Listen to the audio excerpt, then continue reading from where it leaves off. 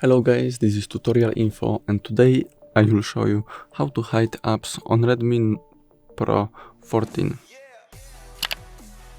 To hide apps we have to look for settings, go to privacy, security and privacy. Here we scroll all the way down and choose hide apps.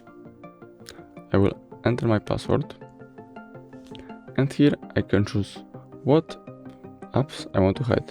For example, Facebook and Gmail. Now I will go back.